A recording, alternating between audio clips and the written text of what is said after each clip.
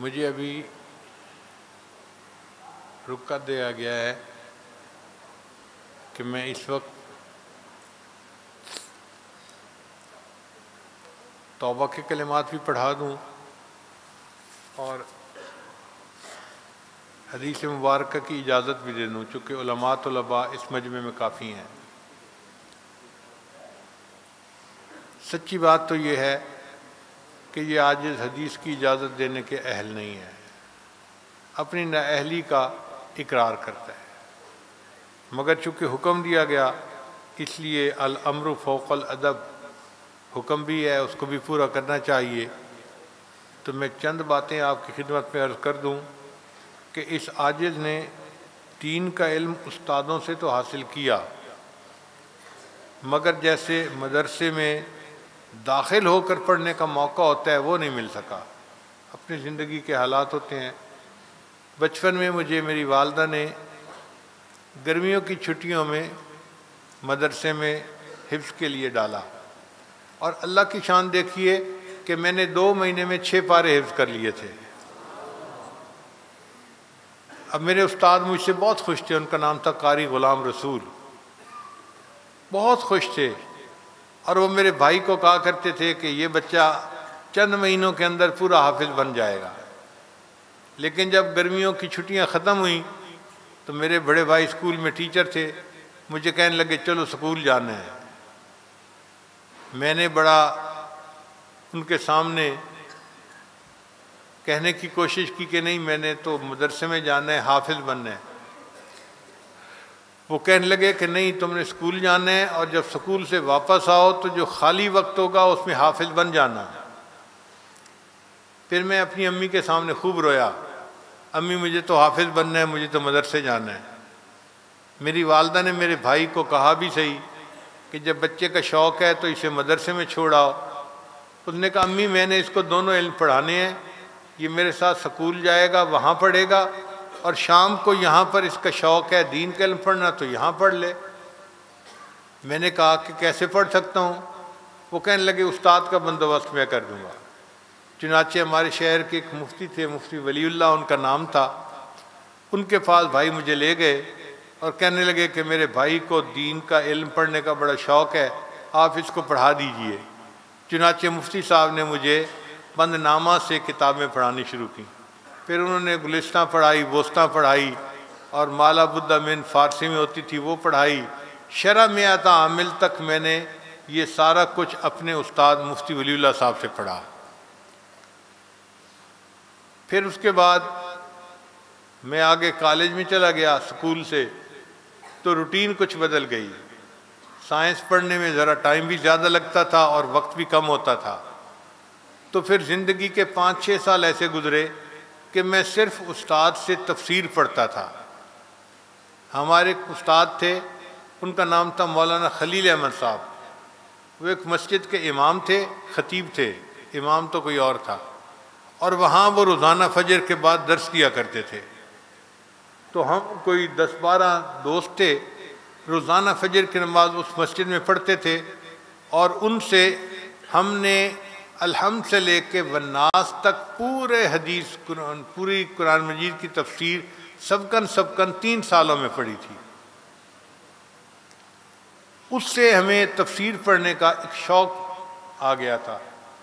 میرے عقائد کو جو پکا کیا نا وہ مولانا خلیل احمد صاحب نے پکا کیا، اور قرآن مجید کی تفسیر پڑھا کے پکا کیا۔ ایک آیت کو پڑھ کے بتاتے تھے کہ دیکھو یہ ہے نور اور بشر کا فرق، یہ ہے عالم غیب ہونا، یہ ہے فلاں ہونا، یہ ہے حاضر ناظر، اور یہ آیت یہ بتا رہی ہے، اور یہ آیت یہ بتا رہی ہے۔ تو قرآن مجید سے انہوں نے عقائد کو بہت پکا کر دیا تھا۔ پھر اس کے بعد مجھے یونیورسٹی جانے کا موقع مل گیا، تو لاہور یونیورسٹی میں جب داخلہ ہو گیا تو میرے دل میں علم حاصل کرنے کی خواہش تو اپنی جگہ موجود تھی۔ تو میں نے یونیورسٹی کے گرد کے علاقے کا جائزہ لیا کہ کوئی مدرسہ قریب ہے، تو ایک مدرسے کا نام تھا ضیاء العلوم، محلے کا نام تھا بیگم پورہ۔ جو وہاں کے محتمم تھے نا وہ چترال کے عالم تھے، تو میں ان کے پاس گیا، میں نے کہا جی کہ میں نے کچھ علم تو استادوں سے پڑھا ہے، اور کچھ ابھی میں پڑھنا چاہتا ہوں، میں یونیورسٹی کا اسٹوڈنٹ ہوں، میں روزانہ 2-3 گھنٹے کے لیے شام کو آ جاؤں گا، آپ اپنے استادوں سے کہہ دیں کہ مجھے پڑھا دیا کریں۔ وہ تو بڑے خوش ہو گئے کہ یونیورسٹی کا لڑکا اور یونیورسٹی میں پوزیشن لینے والا لڑکا وہ ہمارے مدرسے میں آ کے پڑھے گا۔ انہوں نے بہت شفقت کی اور وہاں کے جو اساتذہ تھے ان کو کہا کہ جب یہ آئے تو آپ اس کو کتابیں پڑھائیں۔ چنانچہ الحمدللہ وفاق المدارس کے نصاب کے مطابق جتنی کتابیں تھیں میں نے وہاں ان استادوں سے پڑھی۔ بس ایک فرق ہے کہ میں نے استادوں کو امتحان دیا، وفاق کا امتحان نہیں دیا۔ یہ 1971-72 کی بات ہے، ان دنوں میں وفاق بھی نیا نیا بنا تھا تو اتنا امتحان دینے کا رواج نہیں تھا، بلکہ میں نے اپنے ایک استاد سے ایک بات بھی کہی کہ استاد جی میں بھی امتحان دے دوں، تو وہ کہنے لگے کہ تمہیں کاغذ چاہیے سند کا یا علم چاہیے؟ میں نے کہا جی علم چاہیے۔ کہنے لگا پھر کیا اس جو ہے نا نصاب کے پیچھے بھاگتے ہو، ہم نے بھی اپنے استادوں سے پڑھا ہے اور تم بھی بس اپنے استادوں سے پڑھو، ختم کافی۔ تو میں نے پھر تھوڑا اُواں کی کہ حضرت ایک سند مل جاتی ہے تو تصدیق ہو جاتی ہے۔ تو وہ میرے استاد ایسے تھے، مجھے کہنے لگے اچھا یہ بتاؤ یہ وفاق جنہوں نے بنایا ہے انہوں نے کس وفاق کے تحت امتحان پاس کیا ہے؟ تو میں چپ ہو گیا۔ اللہ کو منظور تھا تو میں امتحان نہیں دے سکا، مگر یہ بات پکی تھی کہ اگر امتحان دینے کا وہ استاد مجھے اجازت دے دیتے تو میں یونیورسٹی میں ٹاپ کرنے والا بچہ تھا، میں وفاق کے امتحان میں تو بڑے آرام سے پاس ہو جاتا۔ تاہم استادوں سے کتابیں پڑھتے پڑھتے بالآخر بخاری شریف، ہمارے ایک استاد تھے مولانا محمد جعفر صاحب، حافظ القرآن بھی تھے اور حافظ الحدیث بھی تھے، ان سے وہ حافظ البخاری ہیں، من الابتداء الی الانتہاء متن و روایہ کلو، ان سے میں نے پڑھی اور الحمدللہ علم کو میں نے اس طرح سے پورا کیا۔ پھر اس کے بعد مجھے 2 مدارس نے علم کی اعزازی سند دی۔ ایک مدرسہ جہانیہ منڈی میں ہے، اس کا نام ہے جامعہ رحمانیہ۔ وہ حضرات مجھے افتتاح بخاری کے لیے اور اختتام بخاری کے لیے ہر سال بلاتے تھے، محبت تھی ان کو۔ ایک سال جب میں نے اختتام بخاری کا درس دیا تو مجھے محتمم صاحب کہنے لگے حضرت آپ نے جلدی جانا نہیں، آج ہم نے آپ کی دستار بندی کروانی ہے۔ تو میں نے کہا محتمم صاحب کس خوشی میں؟ کہنے لگے کہ بس آپ کو ہم نے اعزازی سند جاری کرنی ہے۔ پھر انہوں نے مجھے سند دکھائی، میرا نام لکھا ہوا تھا اس کے اوپر۔ تو میں نے ان سے کہا کہ محتمم صاحب یہ بات جائز ہوگی، میں یہاں طالب علم تو نہیں، تو آپ مجھے اعزازی سند کیوں جاری کر رہے ہیں؟ تو انہوں نے رجسٹر اٹھایا، کہنے لگے دیکھیں اس سال شورا کے مشورے سے جو طلباء کے داخلے کا رجسٹر تھا نا، اس میں ہم نے پہلے نمبر پہ آپ کا نام بھی لکھ دیا تھا، اور سارا سال آپ تو دعوت و تبلیغ کا کام کرتے رہے، میں ہی آپ کی حاضریاں لگاتا رہا۔ اب چونکہ ہمارے پورے سال کے ریکارڈ میں آپ نے ہمارے پاس پڑھا ہے اور رجسٹر میں درج ہے سارا، تو اب شورا کہتی ہے کہ آپ کو سند جاری کر سکتے ہیں۔ چنانچہ انہوں نے بھرے مجمع میں وہ سند بھی دی اور امامہ پوشی بھی کروا دی۔ میں اسے اپنی خوش نصیبی سمجھتا ہوں کہ علماء کی تصدیق نصیب ہو گئی، اللہ اس کو قبول فرمائے۔ پھر اس کے بعد قاسم العلوم ملتان کے مدرسے کے جو محتمم تھے انہوں نے بھی وہاں کی سند جاری فرما دی، وہ بھی اعزازی سند تھی۔ جہاں تک ہے حدیث مبارکہ کی سند کو عالی کرنا، اس میں اللہ نے میرے اوپر خاص کرم کیا کہ مجھے چند ایسے مواقع عطا فرمائے کہ جن مواقع کی برکت میں اپنی پوری زندگی محسوس کرتا رہوں گا۔ ایک سند تو مجھے دیوبند میں ملی، حضرت مولانا سالم قاسمی رحمۃ اللہ علیہ، جو حضرت قاری طیب رحمۃ اللہ علیہ کے بیٹے تھے اور دارالعلوم دیوبند کے محتمم بھی کچھ عرصہ رہے، انہوں نے اپنے گھر دعوت دی۔ جب کھانا کھا لیا تو مجھے کہنے لگے حضرت میرے ساتھ آئیں۔ میں ان کے پیچھے پیچھے گیا، وہ مجھے ایک کمرے میں لے گئے، حضرت اس چارپائی پہ بیٹھ جائیں۔ میں بیٹھ گیا، پھر کہنے لگے آپ کو پتہ ہے میں نے آپ کو اس چارپائی پہ لا کے کیوں بٹھایا ہے؟ میں نے کہا حضرت میں ان پیروں میں سے نہیں ہوں جن کے کتے اور بلیاں بھی علم غیب جانتے ہیں. بریلیوں کی عادت ہوتی ہے نا. تو میں نے یہ بات کی. کہنے لگے اچھا میں بتا دیتا ہوں کہ یہ کمرہ حضرت مولانا قاسم نانوتوی کا ہے اور یہ چارپائی ان کی ہے، اور میرا دل چاہا اس چارپائی پر بٹھا کر میں آپ کو حدیث کی اجازت دوں. الحمدللہ ثم الحمدللہ انہوں نے لکھی ہوئی بھی اجازت دی، سند دی، اور ویسے بھی سند دی. یہ ایک عالی نسبت تھی جو اللہ نے مجھے دیوبند میں عطا فرمائی. پھر ایک دوسری نسبت کا اللہ نے عجیب سبب بنایا. ہم لوگ ایک مرتبہ حج کے بعد حرم مکہ میں مقیم تھے. عصر کی نماز پڑھی تو میں نے دیکھا کہ ایک صف آگے ایک پتلے دبلے سے عالم ہیں، تو وہ بیٹھے اور ان کے گرد کچھ طلباء نے آ کر بیٹھنا شروع کر دیا جن کے پاس احادیث کی کتابیں تھیں. سکولوں کی کتابوں میں اور مدرسے کی کتابوں میں ایک واضح فرق ہوتا ہے. ایک نظر پڑھنے سے بندہ پہچان لیتا ہے یہ مدرسے کی کتابیں ہیں اور یہ سکول کی کتابیں ہیں. چنانچہ میں ان بچوں کو دیکھ رہا تھا کہ شاید بخاری شریف انہوں نے اپنے ہاتھوں میں لی ہوئی تھی اور سرخ رومال انہوں نے سر پہ باندھے ہوئے تھے. وہ گھیرا بنا کر بیٹھ گئے اور ان کے سامنے ایک طالب علم نے بخاری شریف کی پہلی حدیث کی تلاوت شروع کر دی. میں بھی ذرا قریب ہو گیا، میں نے ساری تلاوت سنی. پھر اس کے بعد ان بزرگوں نے ان تمام طلباء کو حدیث کی اجازت دی. مجھے اندازہ ہوا کہ یہ کوئی بڑے عالم ہیں جو حرم میں مکہ کے اندر بیٹھ کر طلباء کو حدیث کی اجازت دے رہے ہیں. تو میں نے ان کے جو خادم تھے ان سے پوچھا کہ یہ کون ہے؟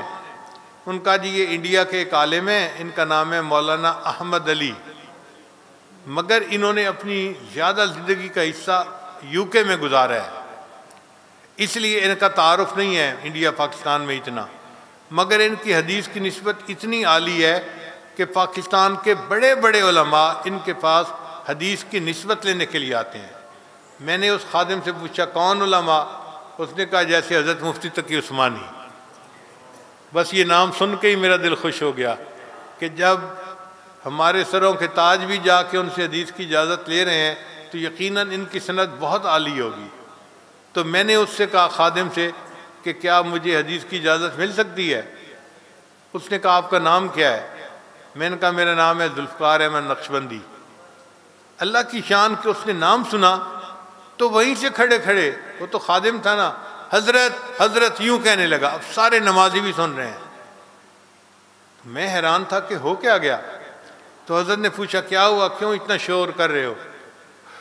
حضرت میرے ذمہ آپ نے لگایا ہوا تھا نا کہ اگر یہ بندہ کہیں مل جائے تو میری ملاقات ضرور کروانا. حضرت وہ یہاں آ گئے. اب یہ نام سن کے وہ بزرگ جو تھے میری طرف چلے، میں ان کی طرف چلا، ملاقات ہوئی، میں نے ان کے ماتھے کا بوسہ لیا. تو میں نے ان سے کہا کہ حضرت آپ نے طلباء کو تو حدیث کی اجازت دی ہے، میں بھی ایک طالب علم ہوں، اگر مجھے بھی حدیث کی اجازت عطا فرما دیں تو آپ کی مہربانی ہوگی. وہ کہنے لگے بات سنیں، میں جب حج کے سفر پر نکلنے لگا تھا اس وقت میں نے نیت کی تھی کہ حج کے سفر میں اگر میری آپ سے ملاقات ہوئی تو میں آپ کے ساتھ مل کر توبہ کے کلمات پڑھوں گا. چونکہ میری نیت پہلے کی تھی اس لیے پہلے میری بات پوری کریں پھر میں آپ کی بات پوری کرتا ہوں.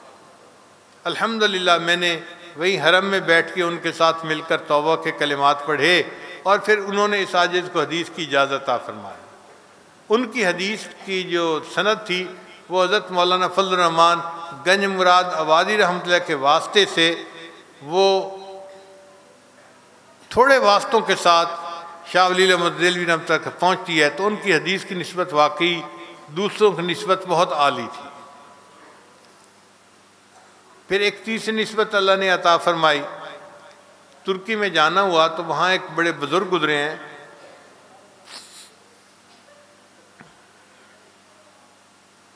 علامہ زاہد القوثری ان کا نام ہے. یہ امام اعظم اور حنیفہ رحمۃ اللہ کے دفاع میں بڑی اعلیٰ کتابیں انہوں نے لکھی ہیں. ان کی کتابوں کا عرب لوگ بھی بڑا احترام کرتے ہیں. ان کے ایک آخری شاگرد زندہ تھے، اب اس وقت کا مجھے نہیں پتہ، ان کا نام تھا شیخ امین سراج. مجھے کسی نے بتایا کہ وہ آخری شاگرد اب دنیا میں زندہ ہیں، اور حکومت نے اب ان کو تاریخی شخصیات میں شامل کر لیا ہے۔ تاریخی شخصیات کا کیا معنی؟ تاریخی شخصیات کا معنی کہ اب حکومت نے کئی ڈاکٹروں کی جماعت بنا دی ہے جو ہر وقت ان کے ساتھ رہتی ہے، ان کے کھانے پینے ملنے جلنے کا خیال رکھتی ہے اور ان کو بیماریوں سے بچاتی ہے، کہ یہ قومی ورثہ ہے، ان کی حفاظت کرنا قوم کا فریضہ ہے۔ جو قدردان لوگ ہوتے ہیں وہ ایسے علماء کی عزت کرتے ہیں، احترام کرتے ہیں۔ تو وہ شیخ امین سراج جو تھے وہ اپنی 5 نمازیں تو گھر میں شاگردوں کے ساتھ پڑھ لیا کرتے تھے، اور صرف جمعے کے لیے جامع مسجد میں تشریف لاتے تھے۔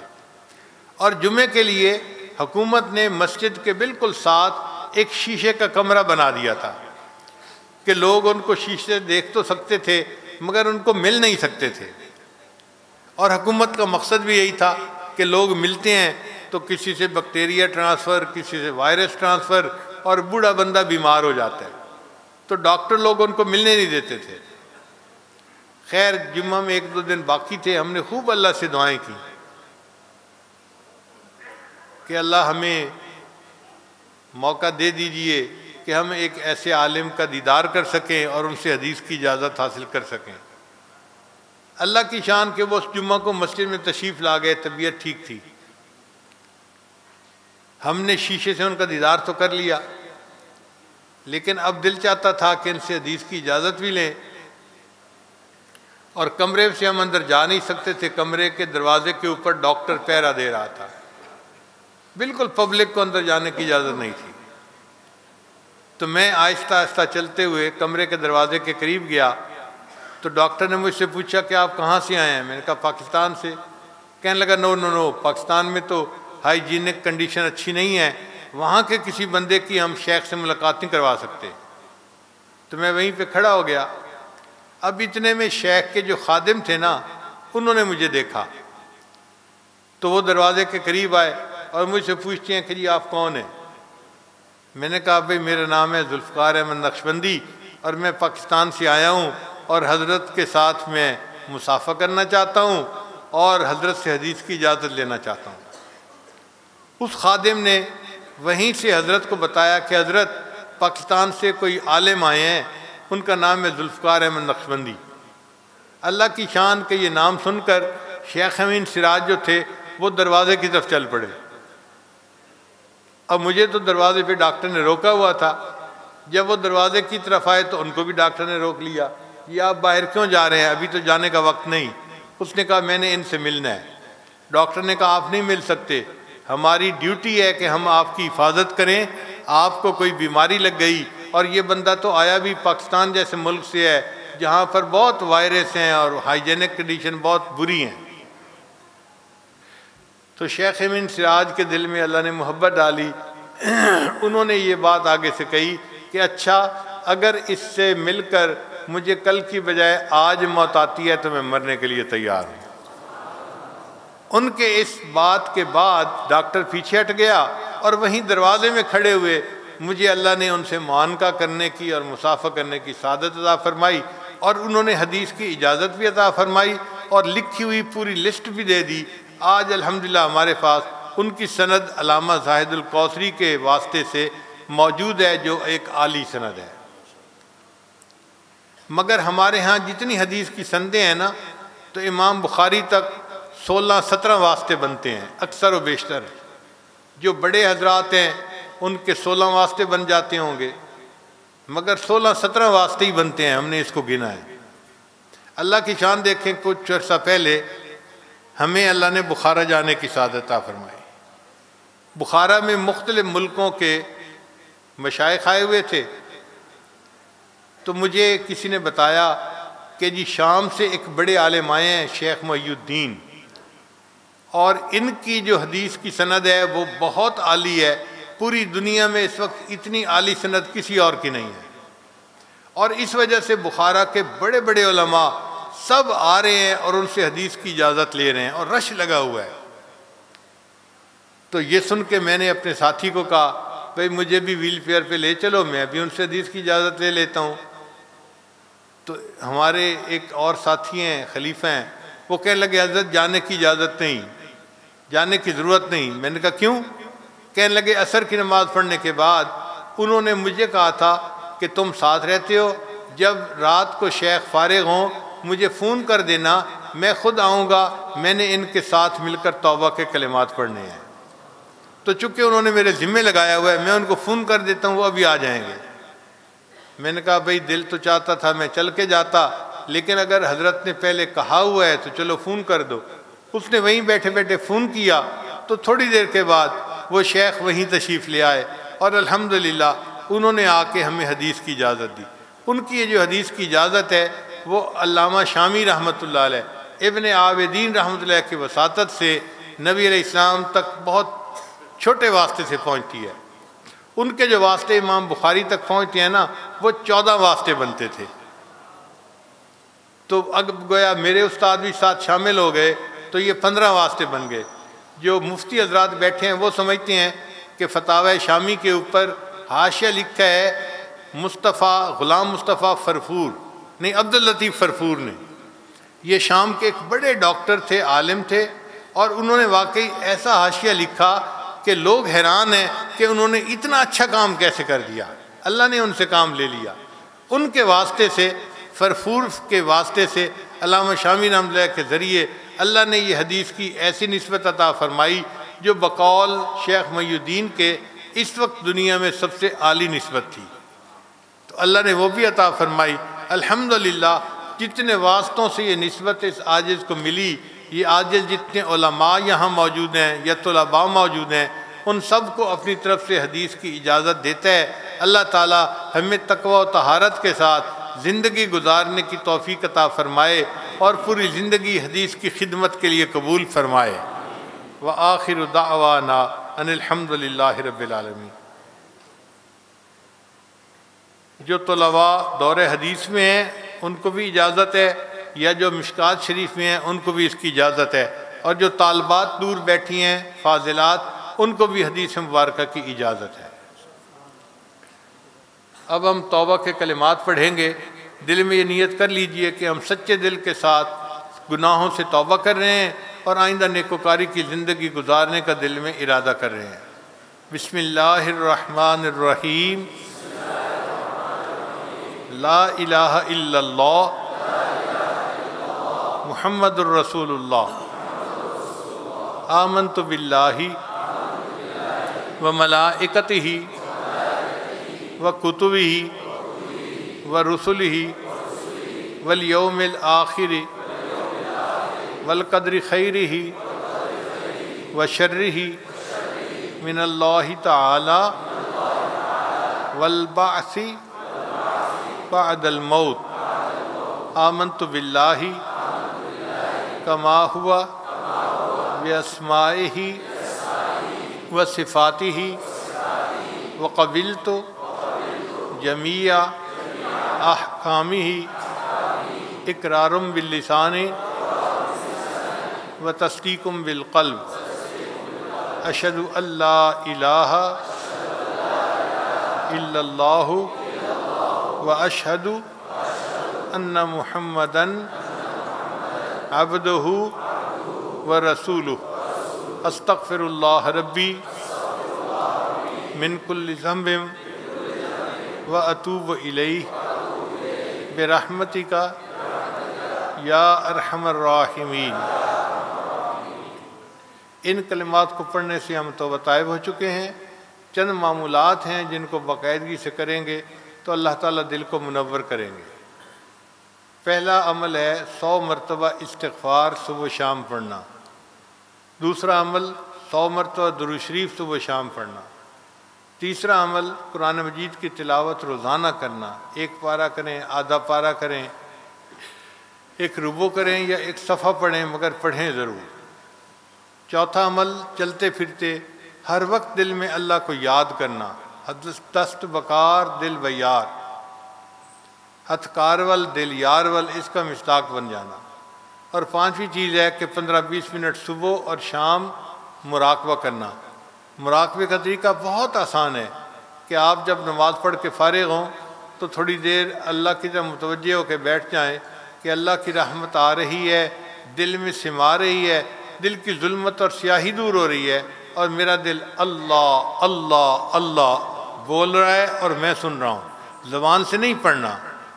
یوں سمجھیں کہ دل پڑھ رہا ہے اور میں سن رہا ہوں۔ اللہ کی شان کہ تھوڑا عرصہ اس طرح بیٹھنے سے ایک احساس ہوتا ہے، ادراک شروع ہو جاتا ہے، جیسے دل سے اللہ اللہ کی آواز آ رہی ہے۔ انا عند ظن عبدی بی، اللہ فرماتے ہیں میں بندے کے ساتھ اس کے گمان کے مطابق معاملہ کرتا ہوں۔ تو یہ ایک آواز محسوس ہوتی ہے جس کو ذکر قلبی، ذکر خفی، ذکر سری کہتے ہیں، اور انسان اس کو محسوس کرتا ہے۔ اور عجیب بات کہ یہ ایک دفعہ ذکر جاری ہوتا ہے تو پوری زندگی جاری رہتا ہے۔ نبی علیہ السلام نے ارشاد فرمایا تنام عینای ولا ینام قلبی، میری آنکھیں سو جاتی ہیں، میرا دل نہیں سوتا۔ دل اللہ کا ذکر کرتا رہتا ہے، اور اسی طرح مرنے کے بعد بھی انسان کا دل جاری رہتا ہے، یہ دل کا ذکر بند نہیں ہوتا۔ ہمارے سلسلہ کے ایک بزرگ تھے حضرت مولانا عبد الغفور مدنی رحمۃ اللہ علیہ، تو جب ان کی وفات ہوئی تو ڈاکٹر نے آ کے ان کو دیکھا تو ان کے دل کی دھڑکن ان کو محسوس ہو رہی تھی۔ اس نے کہا جی نہیں ابھی ان کو نہیں نہلا سکتے، ابھی تو آثار زندگی کے نظر آتے ہیں۔ 9 گھنٹے تک اس نے نہلانے نہیں دیا۔ پھر حضرت کے خلیفہ تھے، وہ تشریف لائے اور انہوں نے آ کے ڈاکٹر سے کہا کہ ڈاکٹر صاحب جس قلب نے ہزاروں قلوب کو زندہ کر دیا اس قلب کو کیسے موت آ سکتی ہے؟ آپ ہمیں اجازت دیں کہ ہم حضرت کو نہلائیں اور دفنا دیں۔ چنانچہ ڈاکٹر نے پھر اجازت دی، پھر ان کو نہلایا گیا، جبکہ ان کے جسم میں ابھی بھی دل کے ذکر کے دھڑکن کے آثار لوگ بھی محسوس کر رہے تھے۔ یہ ایسی نعمت ہے۔ ہم دعا سے پہلے تھوڑی دیر کے لیے مراقبے کی مشق کر لیتے ہیں، چند منٹ کے لیے۔ جہاں جہاں سب حضرات بیٹھے ہیں آنکھوں کو بند کر لیں، سر کو جھکا لیں اور اللہ سے لو لگا کے بیٹھ جائیں۔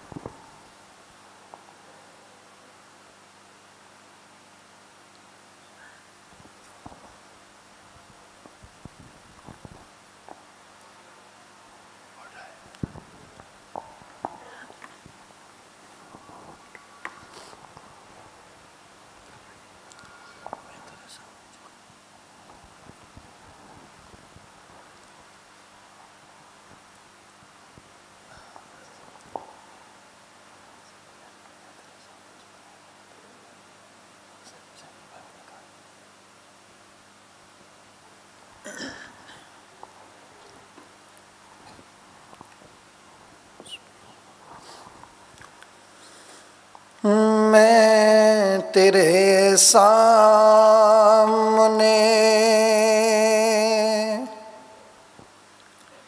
میں تیرے سامنے جھک رہا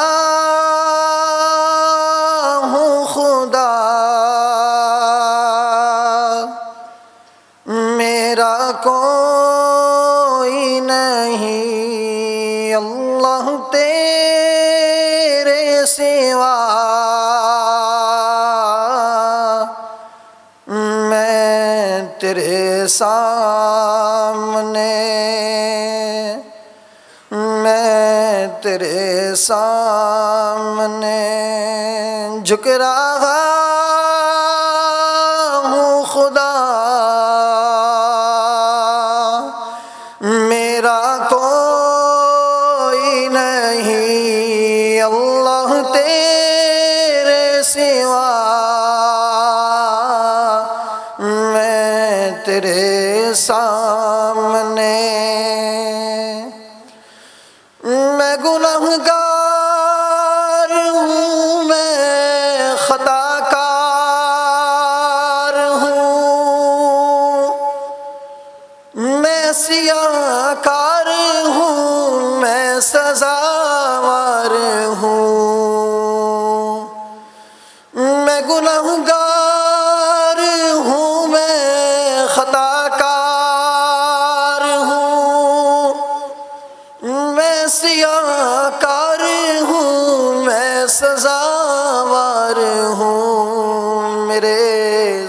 سجدوں میں، میرے سجدوں میں تیری ہی حمد و ثنا،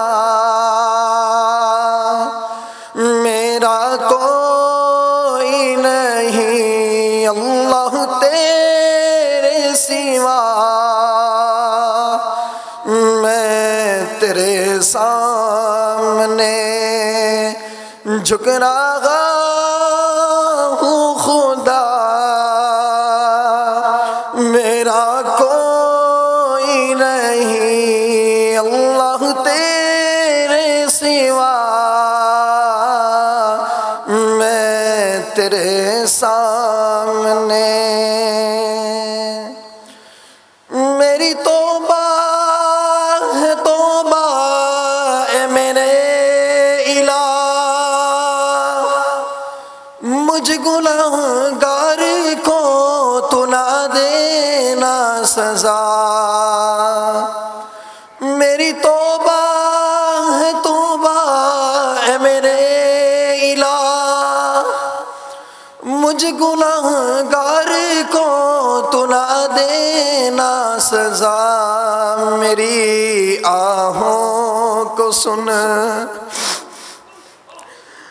میری آہوں کو سن لے حاجت روا، میرا کوئی نہیں اللہ تیرے سوا،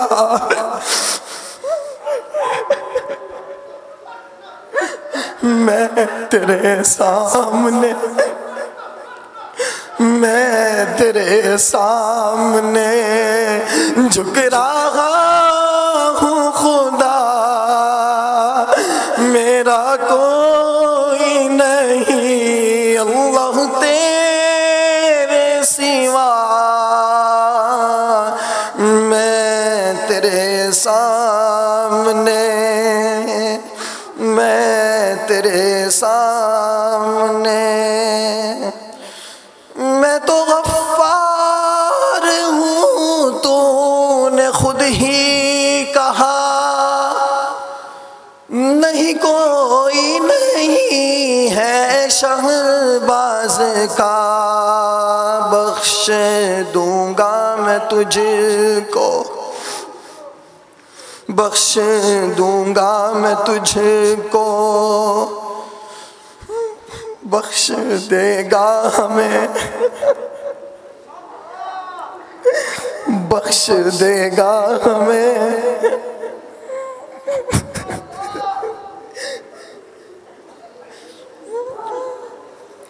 میں تو غفار ہوں تو نے خود ہی کہا، نہیں کوئی نہیں ہے شہباز کا، بخش دوں گا میں تجھ کو، بخش دے گا ہمیں، یہ ہے وعدہ تیرا،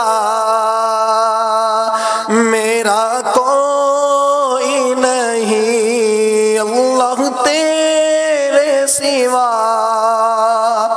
میں تیرے سامنے، میں تیرے سامنے جھک رہا ہوں خدا،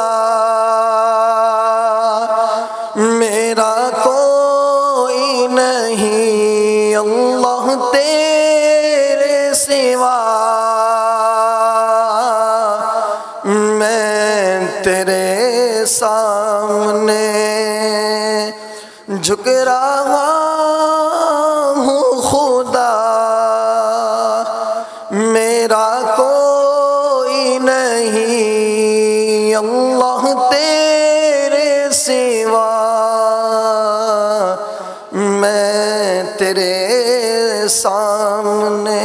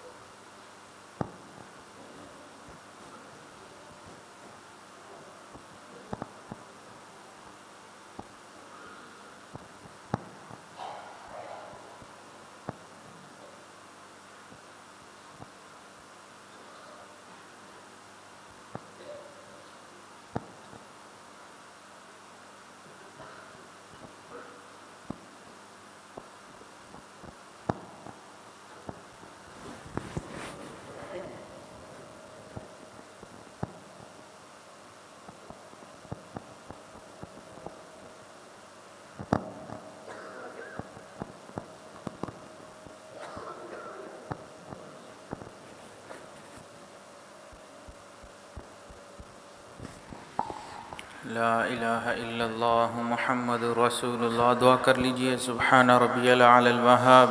اللہم صلی علی سیدنا محمد وعلی آل سیدنا محمد وبارک وسلم. ربنا آتنا فی الدنیا حسنة وفی الآخرة حسنة وقنا عذاب النار. ربنا لا تزغ قلوبنا بعد إذ هديتنا وهب لنا من لدنك رحمة إنك أنت الوهاب. ربنا هب لنا من أزواجنا وذرياتنا قرة أعين واجعلنا للمتقين إماما. اے اللہ ہم سب کے صغیرہ کبیرہ گناہوں کو معاف فرما. اللہ ہماری خطاؤں سے درگزر فرما. اللہ ہمارے عیبوں کی پردہ پوشی فرما. اللہ اپنے عشق کی آتش ہمارے سینوں میں پیدا فرما. ہمارے انگ انگ روئیں روئیں سے اپنے ذکر کو جاری فرما. ہڈی ہڈی بوٹی بوٹی میں اپنی یاد کو پیدا فرما. اللہ جو گناہ ہم نے دن میں کیے معاف فرما. جو راتوں میں کیے ہیں معاف فرما. اللہ جو گناہ محفلوں میں کیے ہیں معاف فرما. اللہ جو گناہ تنہائیوں میں کیے ہیں معاف فرما. اے اللہ ہمارے ساتھ کرم والے معاملے فرما. اللہ فضل والا معاملہ فرما. اللہ رحمت والا معاملہ فرما. اے اللہ ہمیں اپنے غصے سے پناہ عطا فرما. اللہ جہنم سے پناہ عطا فرما. اللہ ہم آپ سے جنت کے طلبگار ہیں. اللہ ہمیں بلا حساب کتاب جنت عطا فرما. اللہ جس طرح دنیا میں آپ نے نعمتوں سے نوازا، اللہ قیامت والے دن بھی نعمتوں کے ساتھ کھڑا ہونا نصیب فرما. اللہ جس طرح دنیا میں آپ نے عزتیں عطا فرمائی، اللہ قیامت والے دن پوری انسانیت کے سامنے بھی عزتیں عطا فرما. اللہ رحم و کرم والے معاملے فرما. اے اللہ ہمیں بری نظر سے محفوظ فرما. برے اثر سے محفوظ فرما. جادو ٹونے سے ہماری حفاظت فرما. برا چاہنے والوں کی برائی سے حفاظت فرما. اے اللہ دوستی کے رنگ میں دشمنی کرنے والوں سے حفاظت فرما. اللہ منافقوں کی منافقت سے حفاظت فرما. اے اللہ ہمارے تینوں حرم کی حفاظت فرما. اے اللہ دعوت و تبلیغ کے کام کی حفاظت فرما. جہاں اللہ ہوتی ہے ان خانقاہوں کی حفاظت فرما. اللہ مدارس عربیہ کی حفاظت فرما.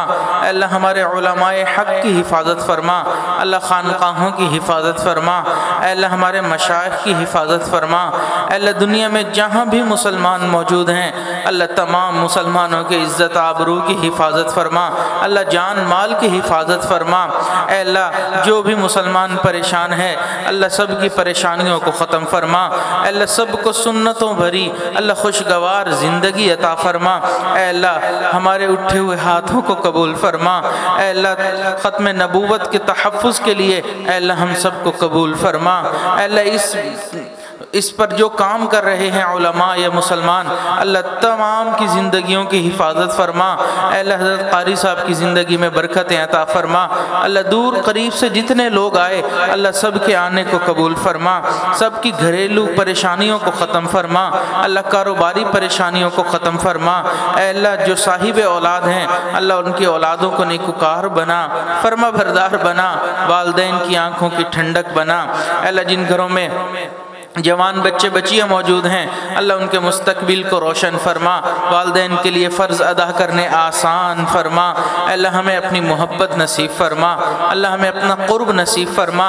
اللہ بار بار اپنے در کی حاضری نصیب فرما. اللہ کتنے خوش نصیب ہوتے ہیں وہ لوگ جو احرام پہن کر لبیک اللہم لبیک کی صدائیں بلند کرتے ہیں.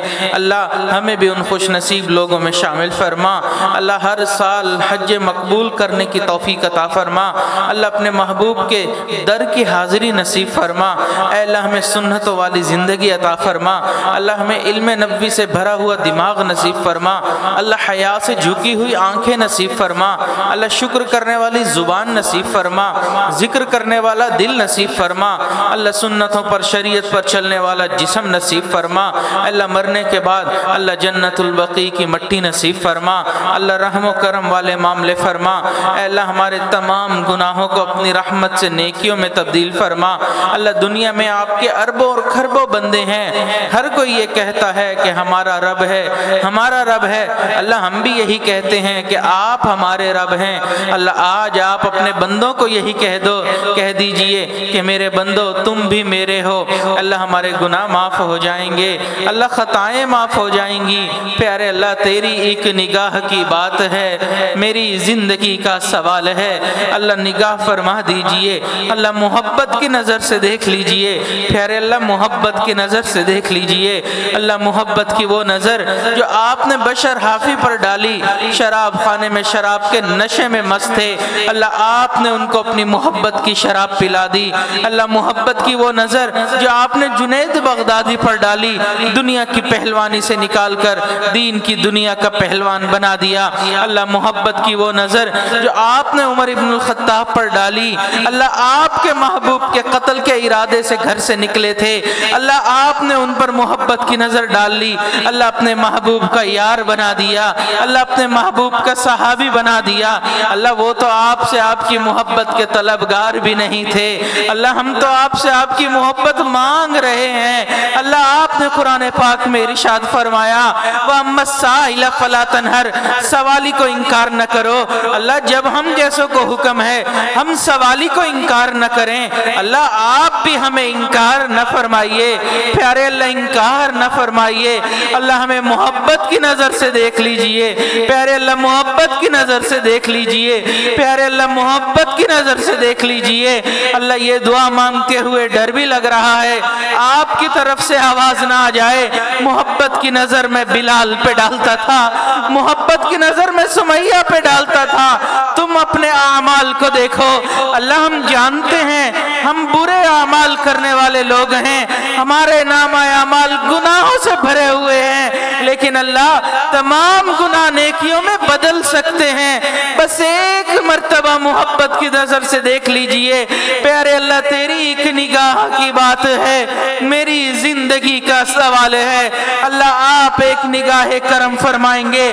اللہ ہماری کشتی کنارے لگ جائے گی، پیارے اللہ زندگی سنور جائے گی، اللہ ہم نے دنیا میں دیکھا اچھے لوگ بروں کے ساتھ اچھائی والا معاملہ کرتے ہیں، اللہ آپ اچھے ہیں ہم برے ہیں، اللہ ہمارے ساتھ اچھائی والا معاملہ فرما دیجئے، اللہ اٹھنے سے پہلے ہماری مغفرت کے فیصلے فرما دیجئے، اللہ رحم و کرم والے معاملے فرما، اللہ دور قریب جو خواتین یہ آواز سن رہی ہیں اللہ ان کو بھی ان دعاؤں میں حصہ عطا فرما، اللہ ہم نے دنیا میں دیکھا ہے خواتین چل کر کہیں چلی جائیں لوگ قتل کے مقدمے بھی معاف کر دیتے ہیں، اللہ یہ آپ کی بندیاں آپ کے در پہ آپ کو منانے کے لیے آئی ہیں، اللہ ان کے آنے کو قبول فرما، اللہ ان کی برکت سے اللہ ہمارے گناہوں کو بھی معاف فرما، اللہ ہمیں گھر میں خوشگوار زندگیاں عطا فرما، اللہ جو بھی پریشانیاں ہیں وہ ختم فرما، اللہ ہمارے اس پیارے ملک کی حفاظت فرما،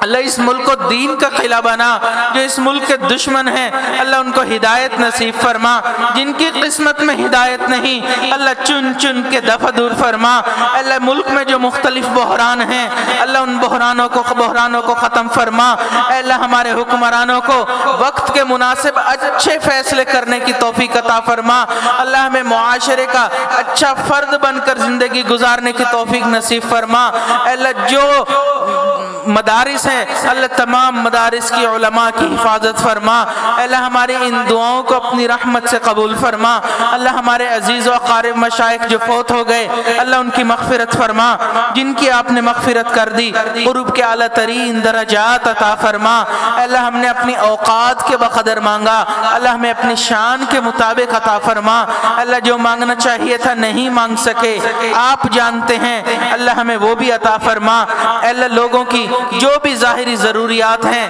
اللہ ان ضروریات کو پورا فرما، اللہ دعا کے لیے کہا ہے کہ اس علاقے میں میٹھا پانی نہیں اللہ ان کو میٹھے پانی کی نعمت عطا فرما، اللہ میٹھے پانی کی نعمتیں عطا فرما، اے اللہ جس طرح ظاہری پانی ظاہری جسم کو دھوتا ہے اے اللہ اپنی رحمت سے ہمارے باطن کو بھی دھو دیجئے، اللہ اس ادارے کو دن دگنی رات چگنی ترقی عطا فرما، اللہ اس کے فیض کے عالم کے کونے کونے تک پہنچا، اللہ یہاں پڑھنے والے طلباء کی محنتوں کو قبول فرما، اللہ ان کو شرح صدر والی نعمتیں عطا فرما، اللہ دنیا آخرت کے تمام امتحانوں میں کامیابی عطا فرما، اللہ اساتذہ کی محنتوں کو قبول فرما، اللہ اہل خیر کے دلوں کو متوجہ فرما، اے اللہ اس مسجد کو نیک متقی نمازی عطا فرما، اللہ ہماری ان دعاؤں کو اپنی رحمت سے قبول فرما۔ ربنا تقبل منا انك انت السميع العليم وتب علينا انك انت التواب الرحيم، وصلى الله تعالى على خير خلقه سيدنا محمد وعلى آله واصحابه اجمعين برحمتك يا ارحم الراحمين۔